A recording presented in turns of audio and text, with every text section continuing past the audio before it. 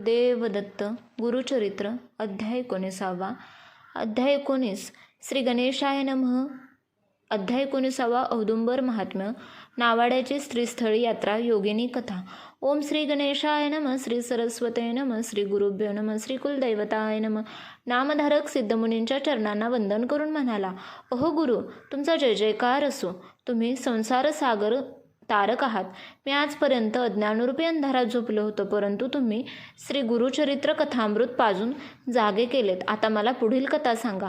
नामधारकाने अशी विनंती केली असता सिद्धमुनींना आनंद झाला. ते म्हणाले, कृष्णा पंचगंगा संगमावरील अमरेश्वराजवळच्या असलेल्या औदुंबर वृक्षाखाली श्री गुरु नृसिंह सरस्वती वास्तव्य करीत होते. त्यावर नामधारकाने विचारले, स्वामी, अनेक पवित्र वृक्ष असताना श्री गुरु नृसिंह सरस्वती औदुंबर वृक्षाखालीच वास्तव्य का करीत होते? औदुंबर वृक्षावर त्यांचे इतके प्रेम का होते? नामधारकाने असे विचारले असता सिद्धयोगी म्हणाले, पूर्वी भगवान विष्णूंनी भक्त प्रल्हादाचे रक्षण करण्यासाठी नरसिंह अवतार धारण केला व प्रल्हादाचा छळ करणाऱ्या हिरण्यकश्यपूचे पोट आपल्या नखग्रांनी फाडून त्याला ठार केले. त्यावेळी त्या दैत्याच्या पोटातील भयंकर असे कालकूट विष त्यांच्या नखांना बोटांना लागले. त्यामुळे त्यांच्या नखांची आग होऊ लागली. त्यावेळी नृसिंहांच्या नखांची आग शांत करण्यासाठी लक्ष्मीदेवी औदुंबराची फळे घेऊन आली. नृसिंहांनी त्या फळात आपली नखे रोवली असता त्यांच्या नखांची आग नाहीशी झाली. त्यावेळी प्रसन्न झालेल्या लक्ष्मी आणि नृसिंहांनी औदुंबराला वर दिला, हे औदुंबर, तुला सदैव खूप फळे येतील. तू कल्पवृक्ष या नावाने ओळखला जाशील.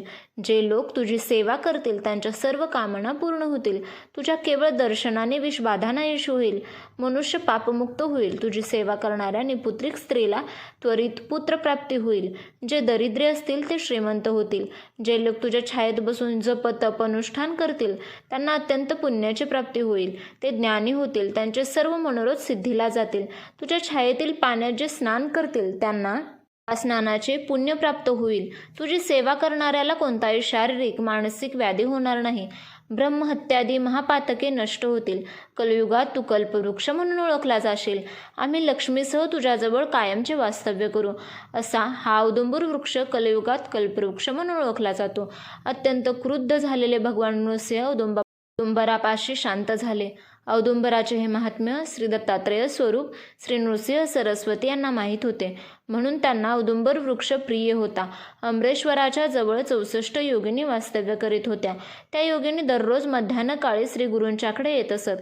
तेथे त्यांची पूजा अर्चा करून त्यांना आपल्या स्थानी नेत असत. तेथे त्यांची पूजा करून त्यांना उत्तम भोजन देत असत. त्यानंतर श्री गुरु पुन्हा औदुंबराशी परत येत असत. एकदा एका ब्राह्मणाला शंका आली, हे येथे अरण्यात राहतात, त्यांना भूक लागत नसेल का? भिक्षेसाठी गावात फिरताना दिसत नाहीत, मग हे खातात काय? यांना भोजन कोण देत असेल? त्याने नृसिंह सरस्वतींच्या हालचालींवर लक्ष ठेवले. त्यावेळी त्याला नृसिंह सरस्वतींचे रूप इतके भयंकर दिसले की तो भयभीत होऊन पळून गेला. जो श्रीगुरूंचा अंत पाहतात ते नरकात जातात, म्हणून श्रीगुरूंची कधीही परीक्षा पाहू नये. परंतु नदीवर नौका चालवणाऱ्या एका साध्या भोळ्या नावाड्याचे भाग्य थोर. त्याला असे दिसले की मध्यान्हकाळी नदीतून 64 योगिनी आल्या. त्यांनी श्रीगुरूंची पूजा केली. मग त्या श्रीगुरूंना घेऊन नदीच्या प्रवाहात शिरल्या. त्याच क्षणी नदी दुभंगली. सर्वजणी श्रीगुरूंसह आत गेल्या व काही वेळाने श्रीगुरूंना घेऊन बाहेर आल्या. मग श्रीगुरू एकटेच स्वस्थानी गेले. ते दृश्य पाहून त्या नावाड्याला मोठे नवल वाटले. दुसऱ्या दिवशी पूर्वीप्रमाणेच योगिनी आल्या व श्रीगुरूंना बरोबर घेऊन नदीच्या प्रवाहात शिरल्या. त्या क्षणी नदीप्रवाह दुभंगला. वाट निर्माण झाली. योगिनी श्रीगुरूंच्या सहात शिरल्या. त्या क्षणी तो नावाडीही त्यांच्या मागोमाग आत शिरला. दुभंगलेला नदीप्रवाह पूर्ववत झाला. आत गेलेल्या त्या नावाड्याला मोठे आश्चर्य वाटले. तेथे त्याला इंद्राच्या अमरावती समान वैभव संपन्न नगर दिसले. त्या नगरात रत्नखचित गोपुरे होती. श्रीगुरू तेथे जाताच त्या नगरातील लोक आरती घेऊन त्यांच्या पूजेसाठी आले. त्यांनी श्रीगुरूंना एका मंदिरात नेऊन उच्च सणावर बसवले व त्यांची यथासांग पूजा केली. पूजा झाल्यानंतर त्यांना उत्तमोत्तम भोजन दिले. भोजन झाल्यावर श्रीगुरू बाहेर आले. त्याचवेळी श्रीगुरूंचे त्या नावाड्याकडे लक्ष गेले. त्याने त्या नावाड्याला विचारले, तू तेथे कशासाठी आलास? तेव्हा तो नावाडी हात जोडून म्हणाला, मी तुमचे दर्शन घेण्यासाठी आलो आहे. तुम्ही साक्षात त्रैमूर्ती अवतार आहात. जे संसार मायेत अडकले आहेत त्यांना तुमचे स्वरूप समजत नाही. या संसार सागरात बुडणाऱ्या लोकांचा उद्धार करणारे तुम्ही साक्षात त्रिमूर्ती श्री दत्तात्रेय आहात. ज्यांना तुमचे दर्शन घडते त्यांच्या इच्छा पूर्ण होतात, त्यांचे ही पर कल्याण होते. त्या नावाड्याचे असे स्तवन केले असता श्रीगुरु प्रसन्न झाले. ते म्हणाले, तुझे दैन्य दारिद्र्य गेले. तुझ्या मनात जी जी इच्छा असेल ती पूर्ण होईल. परंतु येथे जे काही पाहिलेस ते कुणालाही सांगू नकोस. जर वाच्यता केलीस तर तुझे मोठे नुकसान होईल. असे सांगून ते नावाड्यासह उदुंबरापाशी आले. श्रीगुरूंचा निरोप घेऊन नावाडी आपल्या शेतात गेला. तेथे त्याला गुप्तधन सापडले. त्या धनामुळे त्याचे दुःख दारिद्र्य नाहीसे झाले. त्याची बायका मुले सुखी झाली. त्याला श्रीगुरूंच्या आशीर्वादाने ज्ञानप्राप्तीही झाली. त्या दिवसापासून तो आपल्या कुटुंबासह श्रीगुरूंची मनोभावे सेवा करू लागला. असेच काही दिवस गेले. माघ महिन्यातील पौर्णिमा आली. त्या दिवशी तो नेहमीप्रमाणे श्रीगुरूंची सेवा करीत होता. तो श्रीगुरूंना सहज म्हणाला, स्वामी, माघ महिन्यात प्रयाग स्नान अत्यंत पुण्यकारक समजले जाते. काशीचेही महात्म्य फार मोठे आहे असे मी ऐकतो, पण मी हलक्या जातीचा. मी तिकडे कसा जाणार? मला कोण नेणार? त्याचे हे बोलणे ऐकून श्रीगुरूंना त्याची दया आली. ते म्हणाले, चिंता करू नको. सरे कृष्णा पंचगंगा संगमस्थान काशी प्रयाग समान आहे. अमरेश्वराचे वास्तव्य आलेले हे स्थानच प्रत्यक्ष काशी क्षेत्रच आहे. कोल्हापूरला दक्षिण गया असे म्हणतात. ज्यांना उत्तरेतील काशी, प्रयाग, गया ही स्त्रीस्थळी यात्रा करता येत नाही त्यांनी या थळेची यात्रा करावी, म्हणजे तेच पुण्य प्राप्त होते. पण तुला उत्तरेतील ते क्षेत्रे पाहावयाचे असतील तर चल माझ्याबरोबर, मी तुला ती दाखवतो.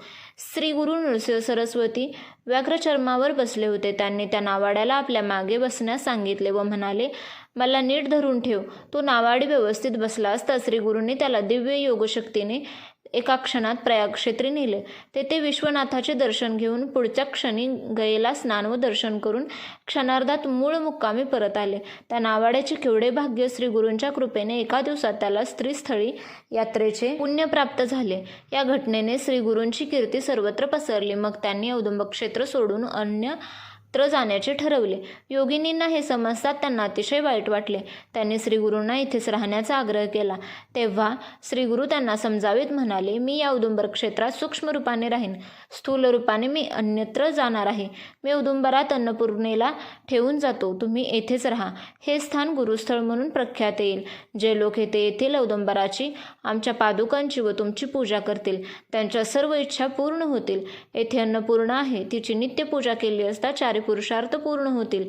येथे पविनाशी तीर्थ, काम्य तीर्थ व सिद्ध वरद तीर्थ या तीर्थार्थ 7 वेळा स्नान केले असता ब्रह्महत्यादी पाप महापातनाशके नष्ट होतील. 60 वर्षाच्या वांझ स्त्रीला सुद्धा शतायुषी पुत्रप्राप्ती होईल. चंद्र सूर्यग्रहणाच्या दिवशी मकर संक्रांतीला व्यतिपादादी पर्वणी असताना येथे स्नान केले असता गंगेच्या तीरावर ब्राह्मणाला 1000 गायी दान केल्याचे पुण्य लाभेल.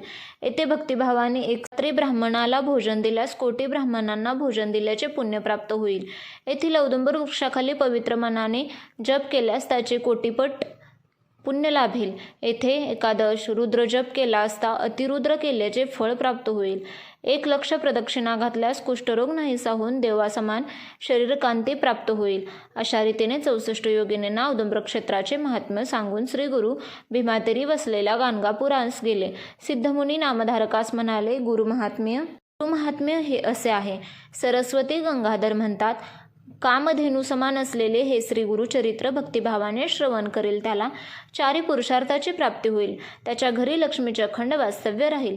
त्याच्या सर्व इच्छा पूर्ण होतील. अशा रीतीने श्री गुरुचरित्रामृतातील औदुंबर महात्म्य नावाड्याची स्त्रीस्थळी यात्रा योगिनी कथा नावाचा अध्याय 19वा समाप्त.